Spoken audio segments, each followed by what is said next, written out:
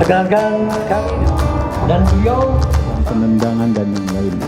Belakang sama itu ya, itu yang itu Mungkinnya kami dan Setelah mereka juga sudah Islamnya Islam. rekan-rekan yang berbahagia.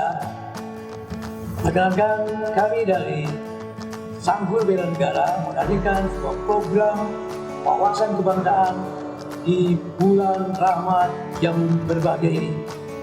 Untuk selanjutnya kami akan dengarkan yang tidak kalah menarik dengan sub-tema yang menarik juga, aktual dan dapat dipercaya.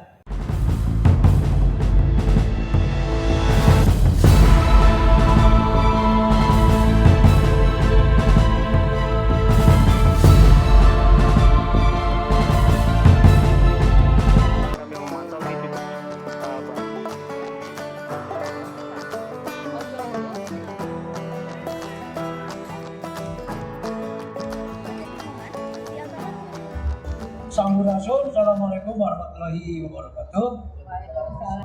Wilujeng Mui, selamat datang pada Bapak Ibu yang keren-keren nih di saat teman-teman saudara yang lain masih menjalankan tarawih barangkali. Ibu ini, Jack, Kang Jumadi, Kang Undang, dan beberapa hadirin yang hadir di acara berbagi rahmat di bulan Rahmat ini dengan subtema persatuan di atas perbedaan, bertempat di Salis Hotel, terselenggara berkat kerjasama beberapa lembaga. Dan alhamdulillah walaupun baru pertama kali ini channel Sanggul Bela Negara Jawa Barat mulai berkiprah melalui transfer pengetahuan, transfer ilmu via talk show ini. Mungkin ini gabungan dari model tayangan yang update akhir hari ini.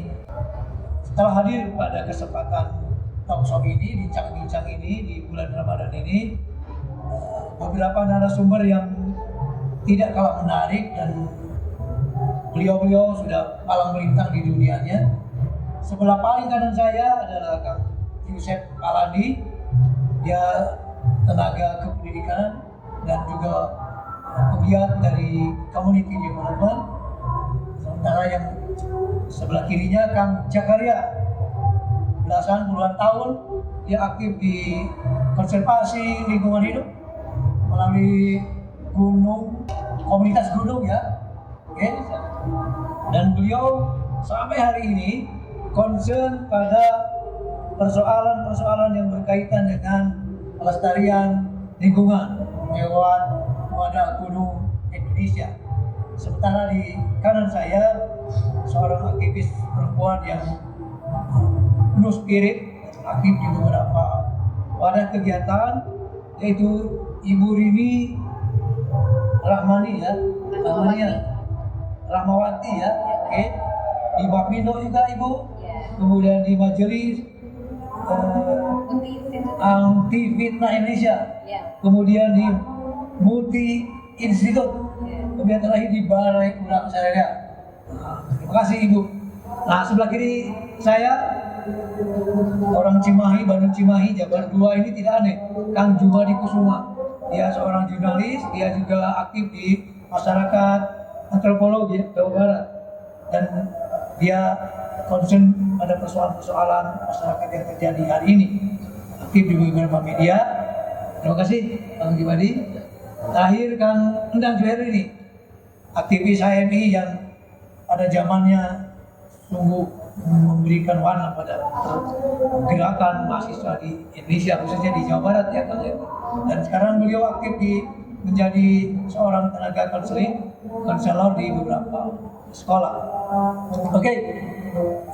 Bapak Ibu yang saya hormati, hari ini bertepatan dengan hari ke-14 ya, bulan Ramadan, 16 hari lagi kurang lebih kita lebaran. Nah, dalam mengisi waktu-waktu yang penuh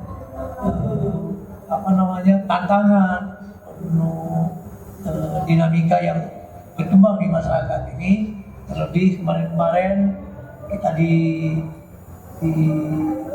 diramaikan oleh maraknya demonstrasi di beberapa kota, dan alhamdulillah tidak terjadi sesuatu yang kita harapkan. Nah, persoalan ini menjadi perhatian kami di Sangguan Bela Negara untuk mencoba mengetengahkan di hadapan Bapak, Ibu semua. Dari kejadian yang ada muncul keprihatinan, dan dari keprihatinan itu muncul sebuah keinginan untuk turut andil, turut berkontribusi, bukan untuk menjadikan ini sebuah perdebatan baru, tapi ingin menganalisis persoalan nasional, regional maupun lokal menjadi adem gitu, menjadi tentram, tapi dengan pendekatan yang alamiah, tidak atau jauh dari pendekatan politis ya, apalagi pendekatan yang sifatnya transaksional.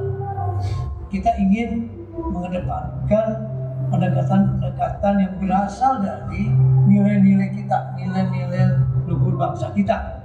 Nah, nilai-nilai luhur bangsa kita ini semua sudah paham sebenarnya. Ideologi kita, komitmen nasional kita itu sudah sangat dikenal, sudah dipahami, menjadi komitmen bersama, yaitu Pancasila. Nah, butir-butir Pancasila ini luar biasa sebenarnya kalau kita ingin memfungsikan, mengaktualkan pada persoalan-persoalan kini, di sini dan nanti di masa datang. Nah, tidak akan jauh sebenarnya pembicaraan ini daripada nilai-nilai ideologi bangsa sebagai why of life kita, yaitu Pancasila. Kebetulan hari ini di sini mungkin pasca pilkada 2017 di Jakarta dan kemudian berempat pada pilkada lainnya yang menjadi persoalan nasional, apalagi setelah reformasi, ini menjadi sesuatu yang membuat kita miris, membuat kita prihatin. Padahal kita sudah punya modal besar, yaitu Pancasila.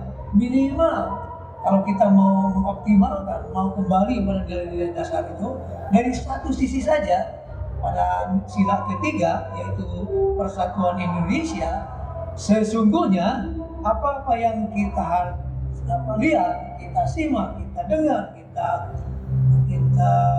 amati, kita rasakan sehari-hari, sebenarnya tidak akan terjadi.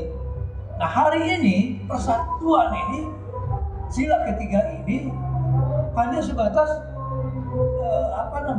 apalan, mungkin hanya sebatas muncul di acara-acara seremonial.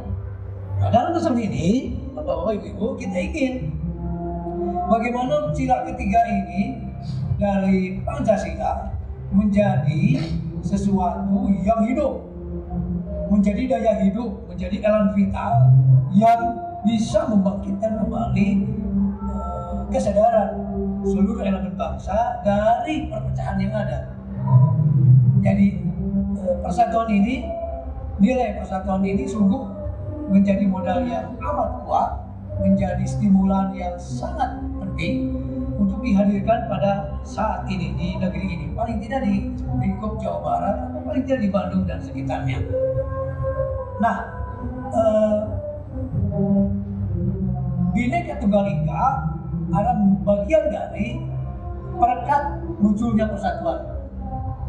Jadi Pancasila ini, sila ketiga ini sudah diperkuat dengan lambang Bhinneka Tunggal Ika yang ada di bawah Pancasila. Yang idiom Bhinneka Tunggal Ika kita tahu berasal dari kitab Sutasoma Mutatular.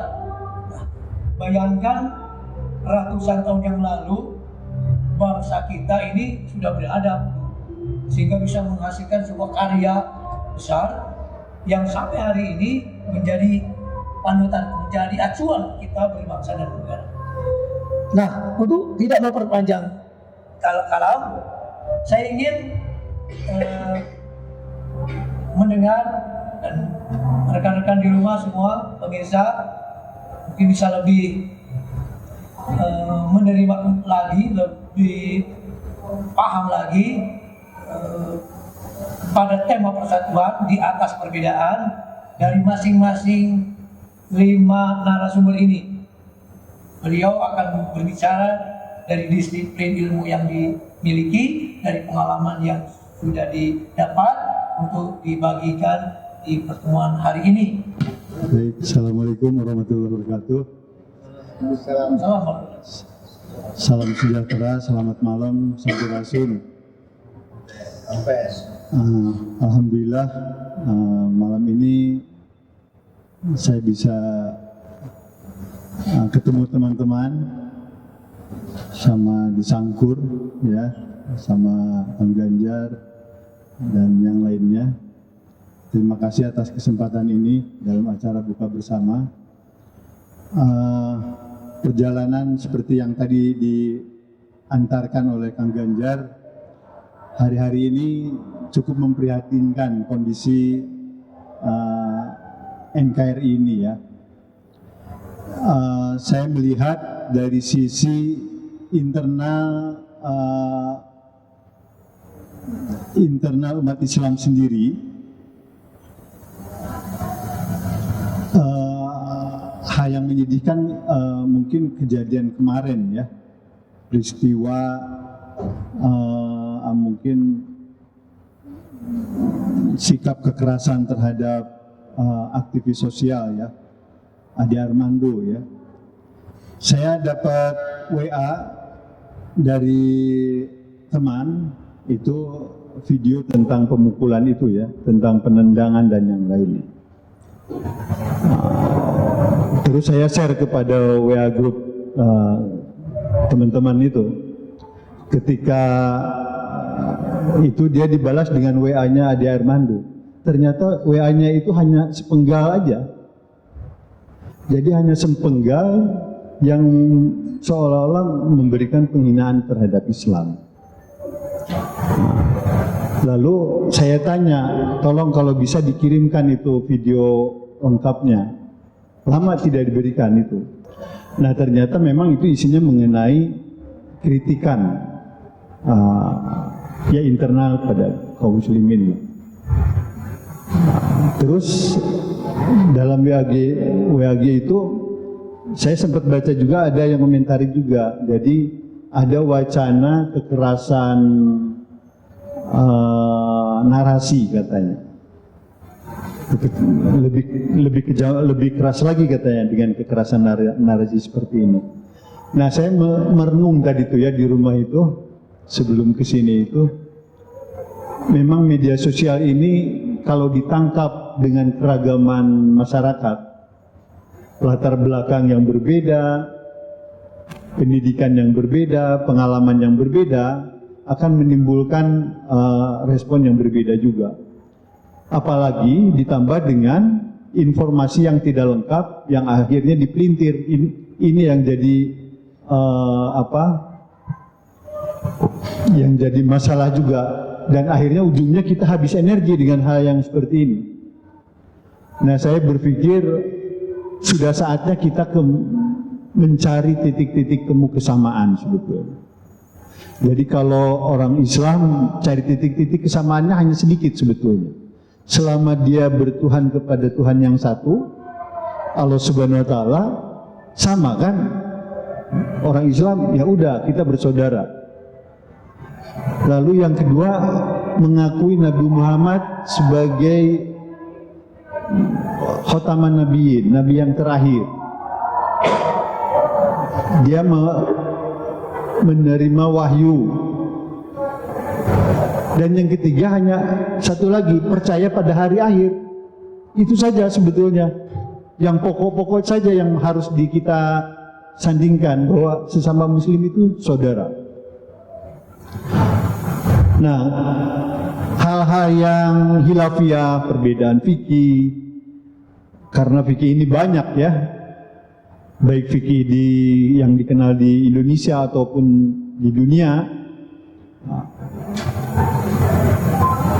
Bahkan kalau kita ngambil kepada deklarasi aman, ya, kita carilah titik-titik persamaan itu.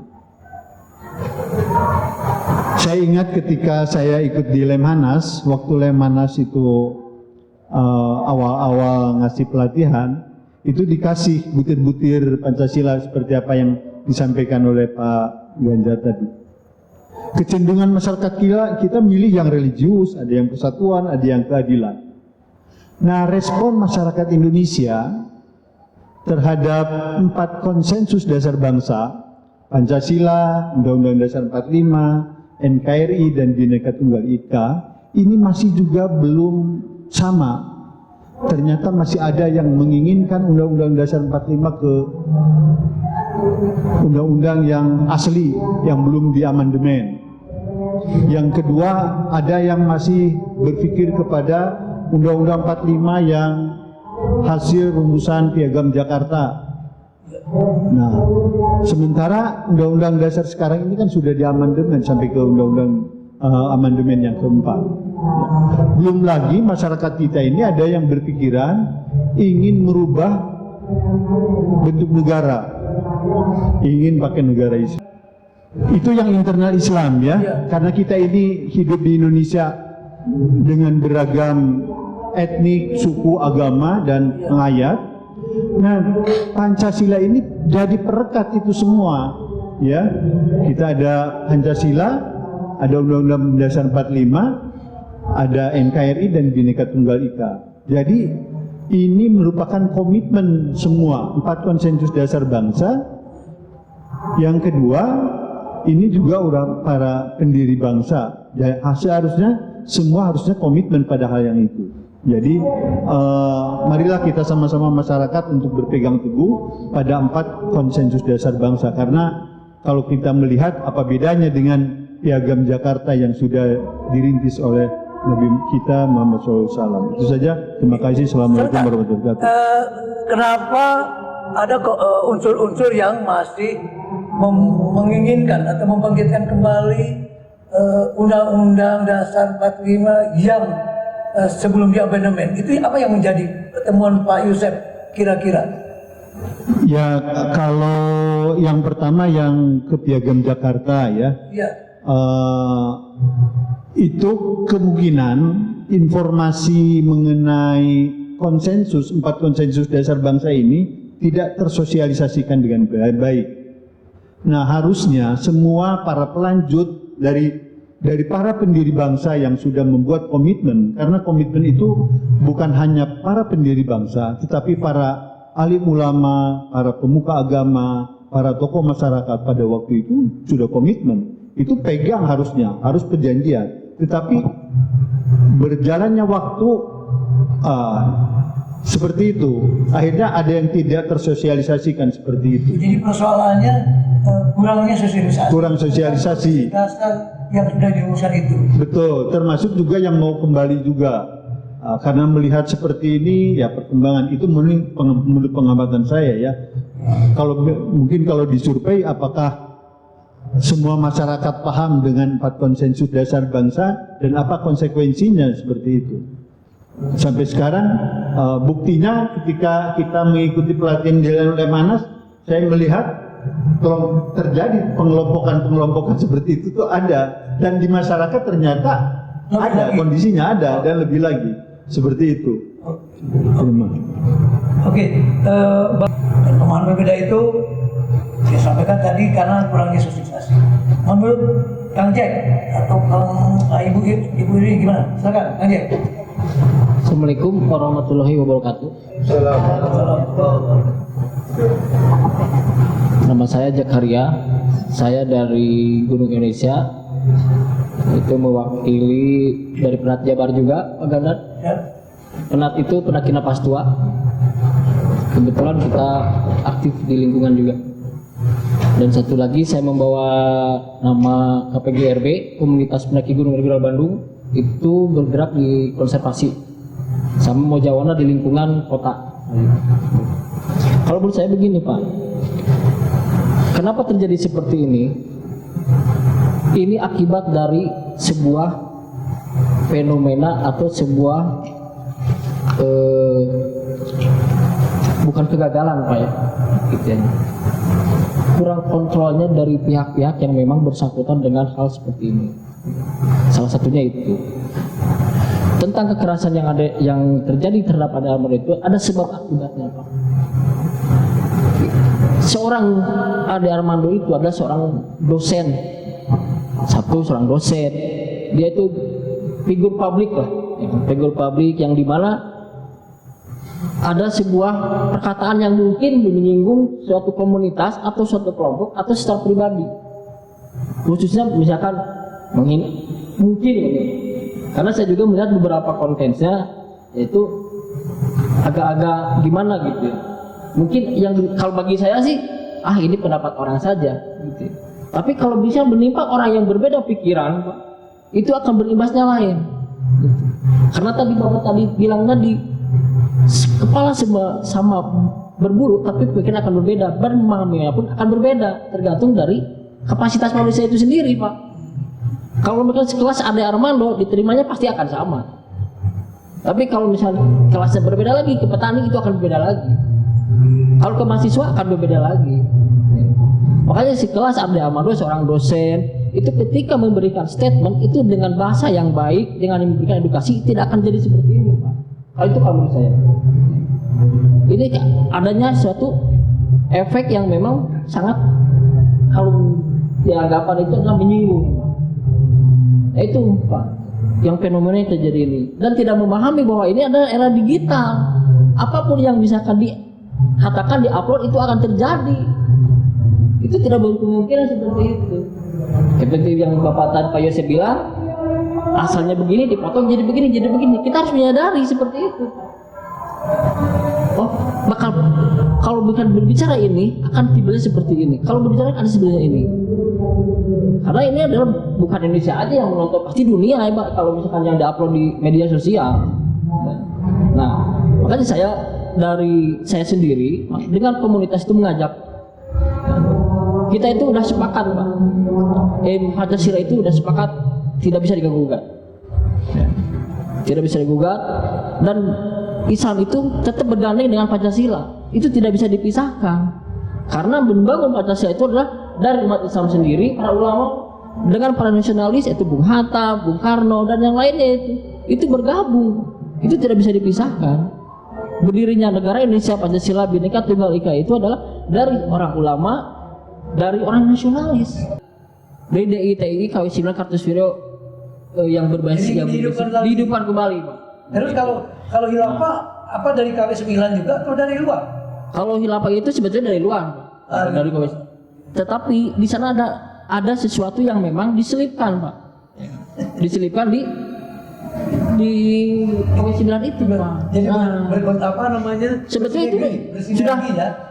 Nah, mungkin begitu saja, Pak. Mungkin begitu saja. Bisa jadi begitu ya.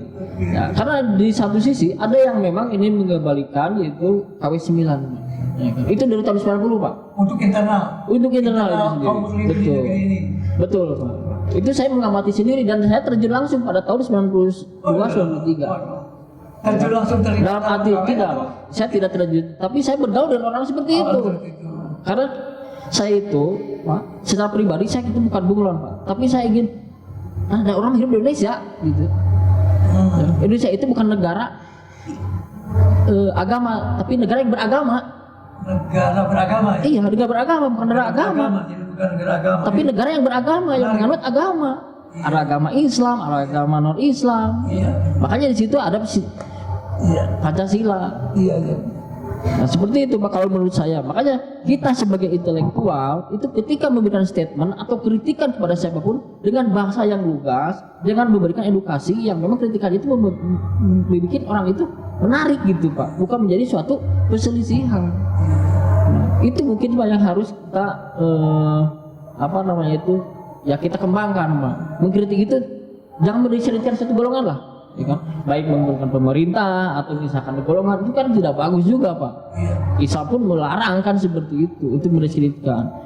Apalagi orang yang memang seorang ulama gitu kan, itu kan ya kalau menurut saya itu akabnya tidak seperti itulah mendiskreditkan apa yang memang akan menimbulkan suatu konflik gitu Pak. Itu kalau menurut saya. Nah, saya sepakat Indonesia itu tidak bisa dirubah lagi Pak. Ya kan? Kalau berubah lagi itu akan bermodal lagi Pak. Banyak umur daripada banyak seperti itu Pak. Itu kalau menurut saya Pak. Yang tadi katakan Pak Yosef itu memang akan terjadi habis energi Pak. Ya kan? Mungkin ada beberapa penggalan-penggalan, ya ada beberapa kelompok yang memang akan memberikan seperti itu. Saya langsung terjun Pak waktu tahun 93 Pak. Bergaul mengajak ke saya berdebat di situ Pak. Berdebat langsung dengan ketuanya langsung pada waktu itu. Ya di bawah pimpinan, maaf ya saya langsung di sini kubokan biar tahu itu adalah KW9 itu adalah Abu Toto Pak, yang berbasic di Indramayu. Padahal itu udah tahu Abu Toto itu siapa, Panji Gumilang itu siapa, ya kan? Kenapa yang di bawahnya kita dibabat tapi atasnya dibiarkan? Kalau kepalanya kita putus, ke bawahnya pasti putus Pak. Ekor nggak akan bisa kemana-mana. Nah itu Pak kalau menurut saya. Nah itulah antusias kenapa ingin mendirikan seperti itu. Nah, kalau ingin memisahkan umat Islam ya beribadah dengan baik. Udah ada aturannya. Seorang nasionalis atau misalkan yang nasionalis yang beragamais ada koridornya. Mau apa mau tidak akan terjadi bentrok. Nilai esensi persatuan akan tetap terpelihara Pak. Kalau menyadari seperti itu. Nah itu menurut saya. Ada saya sebagai penggiat alam, kalau penggiat alam tidak akan ada konflik Pak. Siapapun di situ, siapapun agamanya, rasnya kita gandeng Pak. Kenapa saya memilih tidak di politik? Kenapa saya tidak memilih di sini? Dalam satu kelompok, saya memilih ada di alam. Jadi pecinta alam ini bisa menyatukan berbagai unsur ya. Satu Pak, kita itu sumber manusia adalah air. 99% manusia itu adalah air Pak. Ya. Makanya saya itu menjaga air Pak. Air itu pemersatu bangsa. Ketika kita di tempat lain, yang kita cari itu adalah air, bukan makanan, tapi air dulu. Bukan. Saya ke NTT bukan makanan saya dicari. Padahal NTT itu daerah besar Pak. Itu non muslim. Saya di Alor itu yang paling ujung Pak, paling ujung NTT itu mayoritas 99% non muslim Pak. Ketika saya ke sana, saya disambut dengan baik. Malah saya disiapkan untuk sholatnya seperti itu. Yang saya cari Pak, satu air dulu Pak. Jadi air itu kan pemersatu bangsa. Itu Pak kamu saya. Makanya saya bergerak di konservasi di lingkungan ini. Nah sumbernya itu di sini, tidak akan terjadi konflik. Kalau memang alam jadi konflik, siap-siap kiamat Pak. Oke, hatur nuhun. Saya melihat seperti ini ya, fenomena yang kemarin lagi hangat tuh Pak Ade Armando, misalnya kekerasan terhadap sesama ya. Saya pikir memang nggak terlepas dari polarisasi, skisma politik yang sebenarnya sampai saat ini tidak pernah selesai. Artinya Pak Jokowi coba untuk bersikap bijak sebenarnya dengan menerapkan politik akomodatif ya. Bahkan rival-rival politiknya, tokoh dan elitnya itu diakomodir dalam pemerintahan. Tapi ternyata itu tidak menyelesaikan masalah saya pikir. Artinya apa? Tokoh-tokoh tersebut tidak punya, sebenarnya mereka tuh tidak punya akar dengan grassrootsnya sebenarnya. Pertama itu, kedua, saya pikir ada persoalan yang lebih dari sekedar persoalan politik gitu kan. Ada sifatnya ideologis menurut saya. Artinya kalau saat ini yang dominan ideologi politik di kita itu ada nasionalis, kemudian ada Islamisme. Itu sebenarnya saya pernah ikut, saya sepakat dengan salah satu ini ya, bahwa kalau kita bicara teorinya Bassam Tibi tentang fenomena Islamisme, artinya kita harus sepakat dulu di sini membedakan antara Islam dan Islamisme. Kalau Islam itu ya Islam yang dibawa dan dipraktekkan oleh Nabi, itu Islam. Tapi setelah pasca itu kita boleh berdebat gitu kan. Misalkan Islam versi ulama kan berbeda-beda dan berbeda pasti hiji. Nah, kalau para nabi itu yang dibawa nabi itu Islam, tapi setelah itu adalah Islamisme. Jadi pemahaman kita terhadap Islam. Nah, bagi kita, saya lihat fenomena saat ini, Islamisme itu ancaman kebangsaan kita menurut saya. Dan itu nggak pernah selesai loh.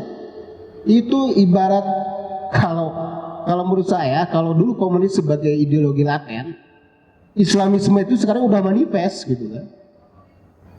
Saya Muslim, tapi saya bukan penganut Islamisme. Dalam pengertian, saya tidak berniat mendirikan negara Islam. Bagi saya negara Pancasila itu udah final. Itu kesepakatan para pendiri bangsa. Itu kompromi yang paling rasional menurut saya. Nah itu pertama artinya akar kekerasan itu terkait dengan polarisasi pilpres yang nggak pernah selesai.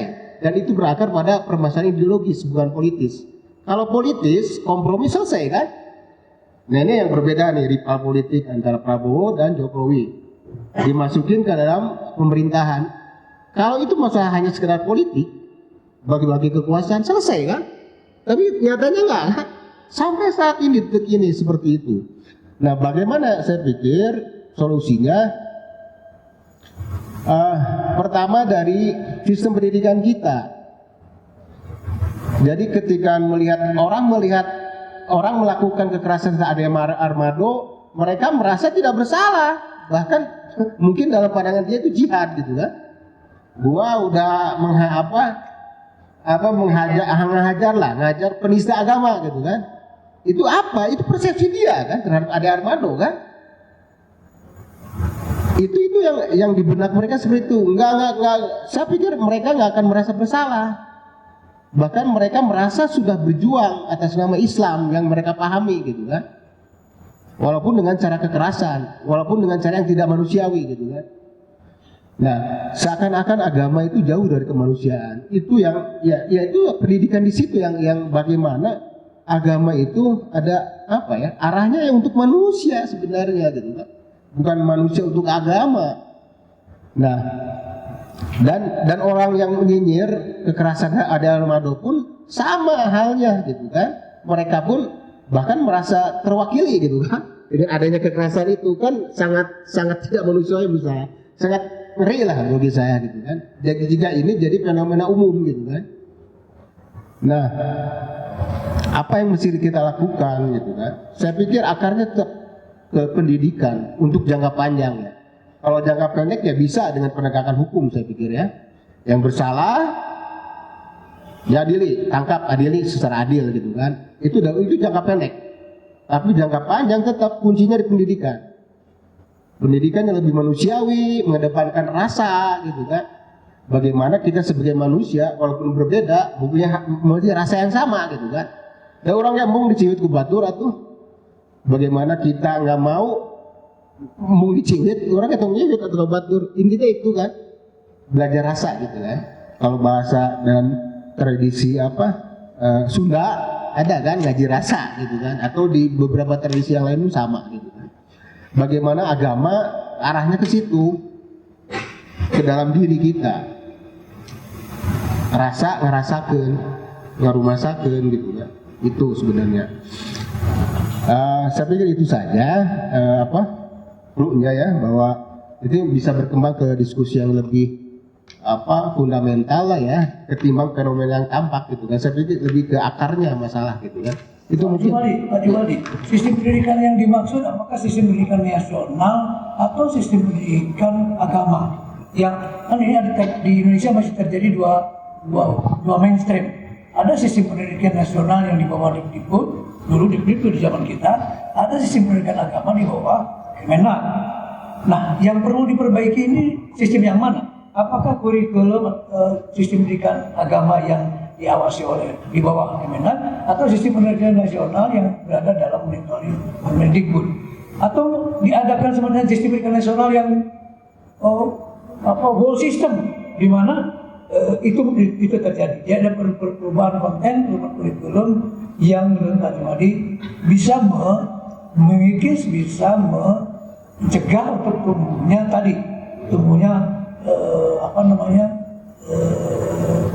polarisasi itu di masyarakat. Gimana kira-kira? Kalau saya lihat sih sebenarnya akarnya bukan pada sistem pendidikan nasional atau agama sebenarnya.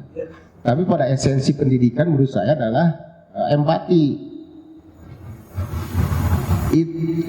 Saya saya sangat senang ketika anak saya misalkan ya, dia lihat fenomena kekerasan, dia nangis gitu kan. Bagi saya dia manusia, udah jadi manusia loh gitu kan. Jadi tujuan pendidikan adalah memanusiakan manusia sebenarnya. Artinya apa? Intinya apa? Empati sebenarnya. Punya rasa, karena yang membedakan kita dengan makhluk lain, binatang misalkan ya. Binatang sama punya rasa, dia akan sakit ketika disakiti. Tapi jarang lah, walaupun ada mungkin fenomena khusus ya. Secara umum binatang itu nggak punya rasa, nggak bisa merasakan gitu kan. Punya rasa tapi tidak merasakan, umumnya seperti itu binatang. Bagaimana kita manusia itu punya rasa tapi bisa merasakan gitu kan. Bagi saya inti pendidikan memanusiakan manusia itu empati. Artinya ketika kalau bahasa Sayyidina Ali saya pikir ya, dia yang bukan saudaramu dalam iman adalah saudaramu dalam kemanusiaan. Artinya kemanusiaan itu diikat oleh rasa salah satunya gitu kan. Yang universal saya pikir. Siapapun orangnya, agama apapun, suku apapun, mazhab apapun, dia tetap punya rasa. Dan bagaimana rasa kita pribadi ini menjadi sebuah rasa universal gitu kan. Rasa kemanusiaan yang universal. Artinya kalau ada manusia disakiti di tempat yang mana, di zaman yang mana, kita akan sakit gitu kan. Karena kita sama-sama manusia. Itu melintasi ruang dan waktu saya pikir ya. Itu Pak Jumadi, belakangan ini mungkin 2-3 tahun terakhir banyak ditemukan materi-materi ajar di sekolah yang menjurus pada perpecahan persatuan, tidak menunjukkan pada pengkondisian terpilihnya persatuan. Nah, misalnya ada dalam pelajaran agama kita yang dibuat oleh pengarangnya dengan kalimat-kalimat yang tadi yang bisa menyinggung perasaan kaum beragama yang lain. Cuma saya lupa tuh datanya, tapi sempat ramai viral. Misalnya dengan pertanyaan-pertanyaan yang sifatnya multiple choice. Pilih Pancasila atau gitu. Kalau enggak, atau pilih ajaran Islam. Kalau pilih Pancasila berarti itu jadi materi-materi ajaran yang dikondisikan untuk agar dia siun memilih Pancasila disebut kafir. Nah, ada materi-materi yang diarahkan oleh guru tertentu ke sana. Jadi maksud saya sistem pendidikan nasional itu sudah harus bisa mengkontrol untuk tidak munculnya mata pelajaran yang bersifat memunculkan ideologi. Nah, kira-kira seperti apa tuh? Supaya tidak memunculkan hal-hal yang bisa menyinggung misalnya pemeluk agama yang lain. Ya, saya pikir itu permasalahan ini ya, kontrol. Artinya yang itu yang punya otoritas sebenarnya pemerintah ya. Persis yang disampaikan oleh Pak Jack ya. Iya, itu saya pikir masalah itu saya pikir kontrol yang punya otoritas adalah pemerintah, walaupun mungkin partisipasi masyarakat, orang-orang yang punya kebebasan berpikir, menilai sesuatu, saya pikir yang harus bersuara juga. Ujung-ujungnya tetap itu permasalahan kurikulum, permasalahan konten ajaran, saya pikir ya itu tetap otoritas pemerintah. Artinya yang paling bertanggung jawab adalah pemerintah. Artinya kalau tadi lolos materi-materi yang secara tidak langsung mendorong terjadi kekerasan, itu kurangnya kontrol. Kurang kontrol, bahkan harus menurut saya nggak sekedar itu, harus diinvestigasi. Ini kok bisa lolos gitu kan? Naon gawena istilah namanya, bahasa kasar seperti itu. Anda digaji, dipakai duit rakyat itu untuk membenahi itulah sistem, salah satunya itu. Dari persoalan-persoalan yang disampaikan oleh Pak narasumber ini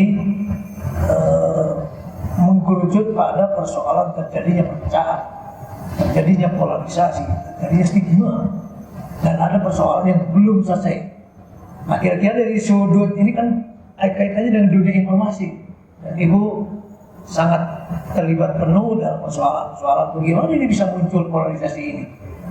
Apakah betul tadi seperti yang disampaikan Pak Jumadi, ideologi politik sudah selesai, tapi ternyata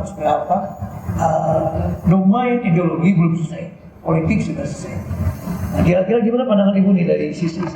Oke, makasih. Saya mulai cerita aja dulu ya. Saya tuh dulu ketika SMP itu oleh orang tua saya dimasukkan ke sekolah Katolik, sehingga ketika itu harusnya kan belajar ngaji, belajar ini. Saya tuh nggak ngerti Islam tuh apa sih gitu kan. Bahkan kita punya kewajiban ke gereja kan. Jadi kayaknya pelajaran agama-agama Kristen, pelajaran sekolah SMP saya tuh lebih masuk ke saya. Dan ketika saya masuk SMA, masuk SMA negeri, ada pengumuman siapa yang mau belajar ngaji silahkan datang ke musola. Waktu itu saya berpikir ngaji Islam, apa sih Islam tuh? Dan merasa begitu, apa sih Islam?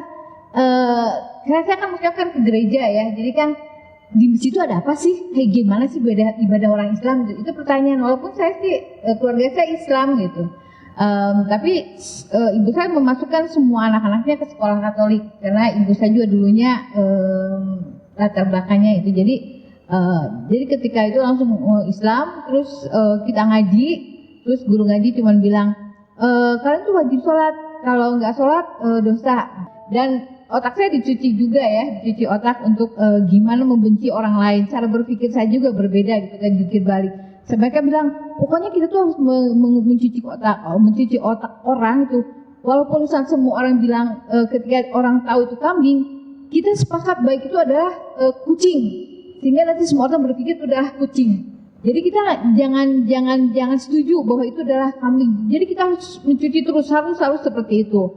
Nah, tapi kemudian karena perkembangan usia juga kan saya berpikir juga banyak sekali pertanyaan-pertanyaan, kok gini sih, kok gitu sih, gitu.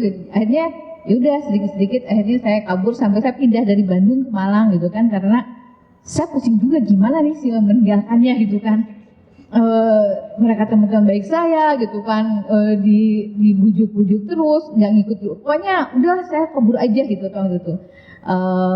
Udah lupa, lepasin. Saya bilang saya inilah yang layak nanti pulang ke Bandung, siapapun yang menangkap saya, bisa meyakinkan saya tentang Islam yang benar, saya akan bersama dengan mereka. Tapi kalau mereka tidak bisa meyakinkan, tidak bisa memberikan makanan kepada otak saya nggak mau gitu kan, itu seperti itu. Nah, dari saya melihat, jadi kalau saya melihat sekarang, kalau orang tuh berperilaku tuh ya, saya berpikir si A begini, si B begini. Yang saya tanya pasti bagaimana cara mereka berpikir. Kalau misalnya gini, saya waktu itu masih anak kecil. Anak saya itu kan, kalau anak kecil itu kan kadang-kadang cara berpikirnya tuh kadang-kadang aneh ya. Jadi pernah anak saya tuh, saya pulang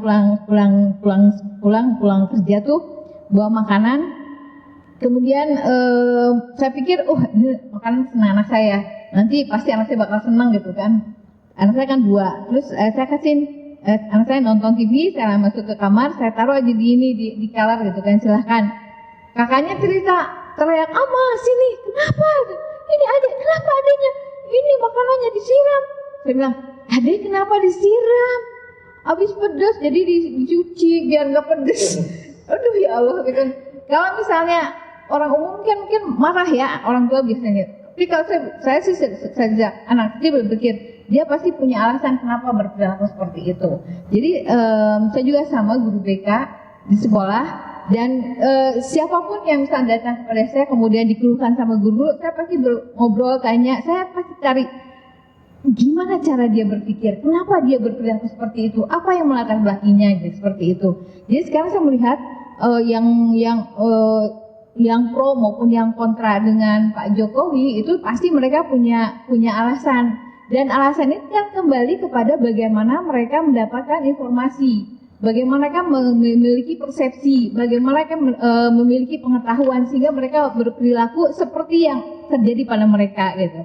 Misalnya ada orang senang sama Armando, ada yang benci sama Armando, itu pasti karena cara berpikirnya yang berbeda. Itu kan karena informasi yang berbeda juga. Dan saya pikir teman-teman Islamisme seperti itu sekarang itu ya mungkin seperti saya dulu yang ketika dikatakan bahwa itu adalah kucing walaupun kambing gitu kan, atau kambing walaupun bisa terbang gitu kan kalau kata saya itu. Jadi pokoknya gimana aja memutarbalikan fakta. Nah itu yang saya pikir seperti itu. Kenapa sekarang gondok juga sih misalnya lihat orang tuh kok berantem, ini sedih juga sih, tapi ya akhirnya dan kebetulan saya masuk di Mavindo kita punya program, akhirnya udah kita melakukan edukasi dan advokasi kepada masyarakat. Kita mulai dari tahun 2016 sih, tapi kalau saya sih gabung mungkin 2017 atau 2018, saya lupa lagi. Kita mulai dengan program Stop Hoax Indonesia. Jadi kita melakukan edukasi kepada masyarakat. Waktu itu kita yang pertama kita sasar itu adalah anak-anak SMA dan ibu-ibu pengajian, karena ibu-ibu PKK waktu kita sasar. Kenapa? Karena mereka itu adalah ibu-ibu tuh penyebar hoax utama gitu. Jadi asli mereka tuh begitu dapat kabar tuh senang banget, seru gitu. Iya senang banget goreng seru gitu kan. Jadi kayaknya tuh, wih gue tahu duluan dong, jangan sampai keduluan sama yang lain gitu. Iya, jadi kalau bapak-bapak yang tahu kan sekarang juga, oh iya bener gak ya? Ah udah abaikan kalau bapak-bapak. Oh ibu bilang, wah ini bahaya nih. Oh masya Allah, Allahu Akbar, wa inna lillahi gitu kan, subhanallah gitu kan. Langsung main sebar, iya dramatis langsung sebar. Itu yang terjadi pada ibu-ibu, makanya kita langsung stop hoaxnya di ibu-ibu karena banyak sekali ibu-ibu yang kemudian kita ke anak-anak remaja juga karena mereka sama gitu kan, mereka juga sering di konfrontasi sama emak-emaknya gitu kan, jangan gini jangan gitu, bisa seperti itu. Kemudian kita setelah Stop Hoax Indonesia, kita program berikutnya adalah Tular Nalar. Bagaimana kita mengajak ya Tular Nalar kemarin sih kepada guru, karena kita berharap guru-guru itu ujung ombak gitu kan. Dan sekarang tuh banyak sekali guru-guru yang online-nya guru-guru. Iya setelah iya. Yang depannya guru-guru. Iya, pertamanya sih ibu-ibu. Ibu-ibu Stop Hoax Indonesia, kemudian anak-anak remaja, kemudian kita ke guru-guru. Karena guru itu adalah ujung tombak. Kadang-kadang banyak sekali, terutama guru agama ya, maaf ini. Ada asli itu guru karena nyebelin banget gitu. Soalnya anak saya juga sama diajarin, dek, itu. Saya bilang anak saya bilang gitu, mah itu si ibu X itu masuk neraka ya. Adek kok ngomong gitu kenapa? Iya kata gurunya, karena dia Kristen itu pasti masuk neraka. Nggak boleh gitu, saya bilang belum tentu. Emang punya siapa neraka? Emang punya siapa surga? Bukan kita, saya bilang gitu. Tapi itu memang diajarkan dari sejak dia SD gitu. Berarti kok ini yang bertanggung jawab Departemen Agama. Karena yang mengontrol pendidikan agama kan guru agama ya. Dan itu dimulai dari apa sih dari sekolah apa sih? Dari mereka ketika kuliah, guru-guru agama kuliah itu kalau sekarang kita perhatikan ya, orang-orang yang kuliah di kuliah agama itu, waduh itu cara berpikirnya jungkir balik kalau kata saya sih gitu. Jadi jadi sebenarnya sih yang perlu itu kita mengedukasi banyak. Nah sekarang ini kita mencoba menyasar lansia setelah guru, dan itu menyasar guru itu susahnya minta Allah. Lebih susah guru ketimbang menyasar pada ibu-ibu pengajian. Kemudian susah apa? Susah ikut sertanya. Kalau kita ibu-ibu tuh gampang, kita ke PKK, pengajian ya. Guru itu kita nyasar ke MGBK, MGMP, MG susah gitu, pada nggak bisa kecuali kalau dibayar.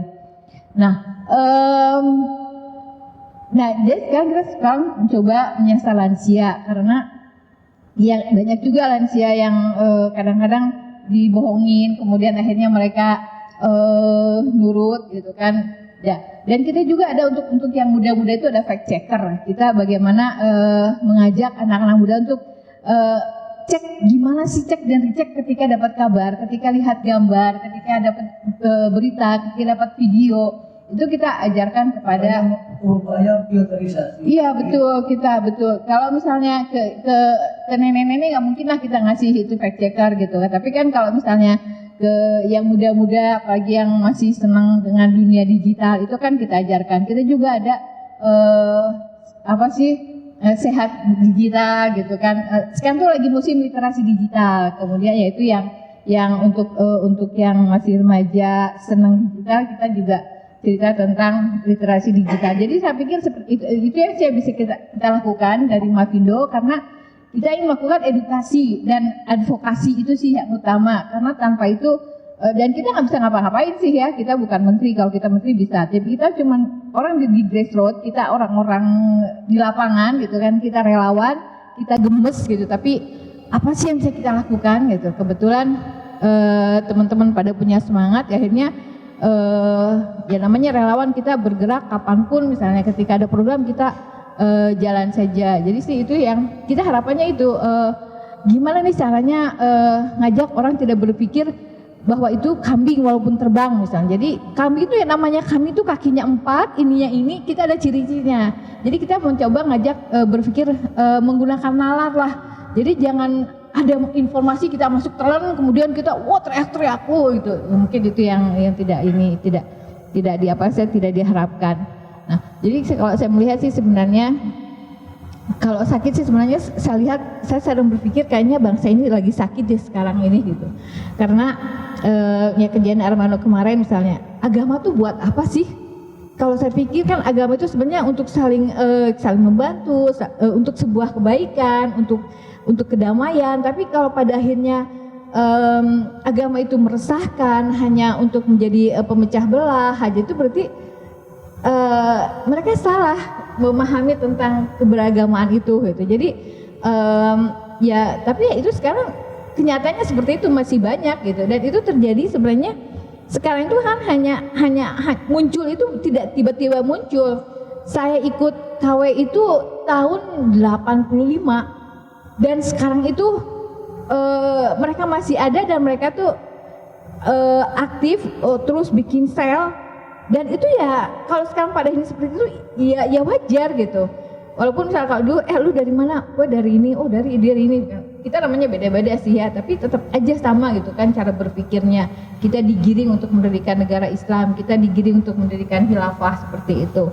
Dan sekarang sih banyak sih seperti itu gitu. Dan di Sumatera Barat terdeteksi hampir ribuan. Ya kemungkinan, pokoknya setiap orang, saya pikir kalau orang berpikirnya ekstrim, Islamis banget gitu, saya pikir kayaknya sudah, walaupun tidak ikut masuk ke dalam, tapi paling tidak di sekitarnya adalah orang seperti itu. Dan ya orang itu kan kalau misalnya dia bergaul sama penjual minyak wangi kan ikut wangi. Bergaul sama orang yang misalnya apa sih jual apa misalnya ya sama basah gitu kan, kalau dengan air basah air tapi enggak juga ya, enggak basah ya kan sekarang. Ya artinya kita tuh bergaul dengan siapa itu akan mewarnai kita gitu. Jadi ya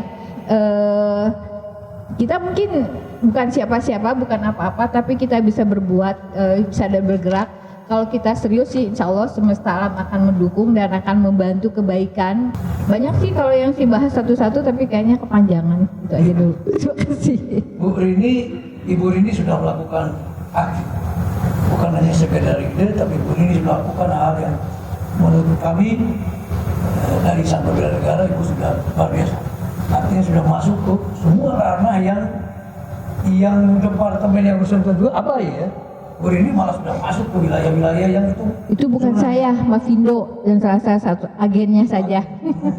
Tapi salut, saya salut. Oke, Bapak-bapak Ibu yang saya hormati, kami dapat benang merahnya yang amat menarik di bulan rahmat, berbagi rahmat ini. Di tema persatuan adalah merupakan sebuah rahmat, dan itu tidak ujug-ujug muncul rasa bersatu. Itu pasti ada sesuatu yang memang anugerah.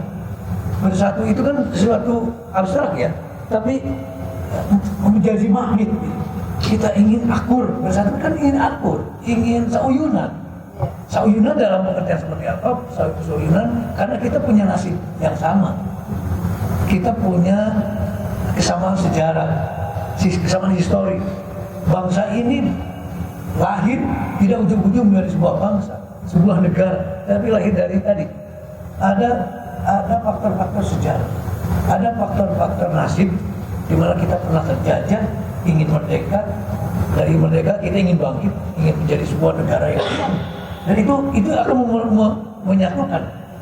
Kemudian ada kesadaran, kesamaan ideologi. Saya sepakat tadi, mari kita kembali pada ideologi kita, Pancasila.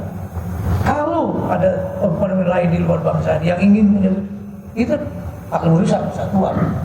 Oleh karena itu kita kesatuan sejarah, kesatuan nasib, kesatuan ideologi, kesatuan cita-cita, kesatuan peradaban. Memelihara lingkungan ini merupakan bagian dari peradaban. Jadi kalau semua sepakat untuk memelihara lingkungan, untuk melestarikan, ini menjadi ajang baru untuk memupuk persatuan. Jadi di kalangan para pencinta alam, pencinta lingkungan, para penolongnya, para saat rescuer, itu luar biasa. Jadi saya respect ke Kemgep, silakan kembangkan lagi itu dari bentuk atau dengan kegiatan yang lain. Ibu juga sama, karena kita punya modal persatuan dan itu sudah jadi common platform ya, common platform nasional bahwa Pancasila tetap akan eksis. Persatuan di atas perbedaan, jelas menurut agama perbedaan itu menjadi berkah, apalagi sekarang di bulan Ramadan jadi berkah pula mungkin Kang.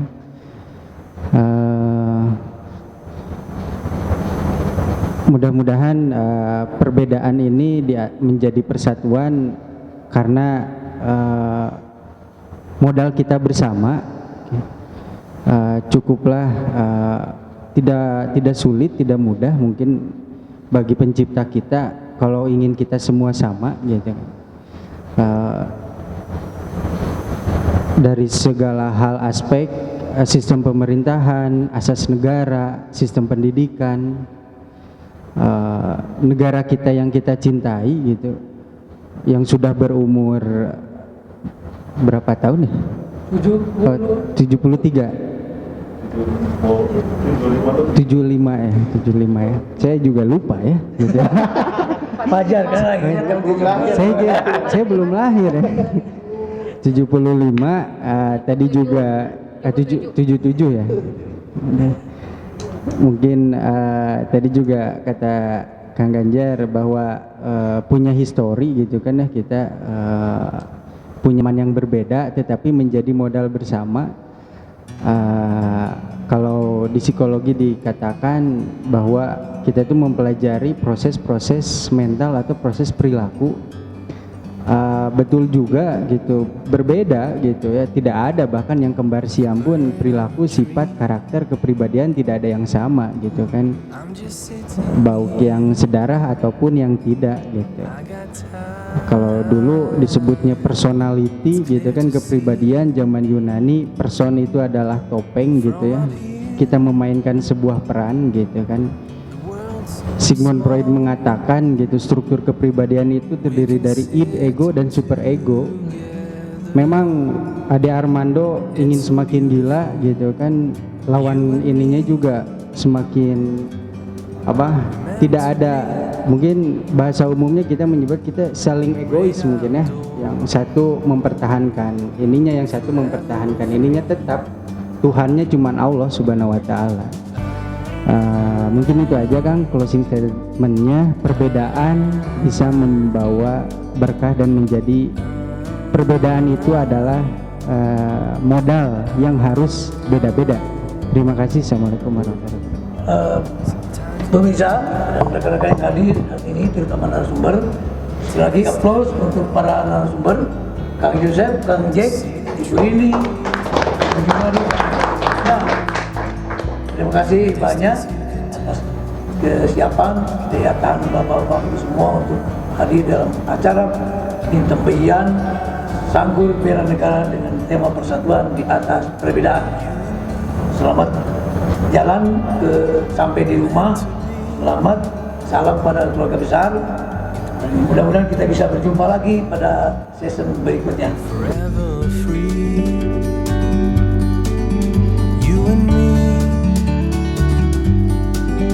Meant to be